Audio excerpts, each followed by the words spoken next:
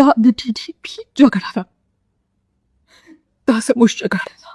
هر کله چې د افغانستان او پاکستان ترمنځ داسې ترنګړتیاوې روانې وي نو نجیبه فیض هیڅکله هم داسې موقع له لاسه نه ورکوي او د مکار اوښکې تویوي او همیشه د افغانستان او افغان وګړو توهین او بېعزتي کوي. اوس یې تازه بیا د مکار اوښکې توی کړي دي او ویلي دي چې دا جګړه د افغانستان او د افغانستان د خلکو نه ده، بلکې دا جګړه د TTP ده او د افغانستان خلک باید له دې جګړې څخه ځان لرې وساتي. خو دلته سوال دا پیدا کیږي کله چې د پاکستان جیټ تیارو په افغانستان باندې بمبار کول او د یوې کورنۍ یې په 18 کسان شهیدان کړل، نو په هغه وخت کې دې دغه د مکار اوښکې ولې نه تویولې او ولې د پاکستان حکومت او ایرفورس ته نه ویل چې تاسو ولې په افغانستان کې بېګناه ماشومان او ښځې وژنئ. د دې دغه د مکار د اوښکو ویډیو په سوشل میډیا باندې ډیره زیاته وایرل شوې ده او دا ګڼ شمېر افغانانو لخوا د توند غبرګون سره مخ شوې ده. او هر کله چې د افغانستان او پاکستان ترمنځ په بارډر او یا هم په نورو مسایلو باندې داسې ستونزې راولاړې کیږي، همدا نجیبه فیض راولاړېږي او د افغانستان په خلاف باندې بیانونه ورکوي او د پاکستان د حکومت او فوز په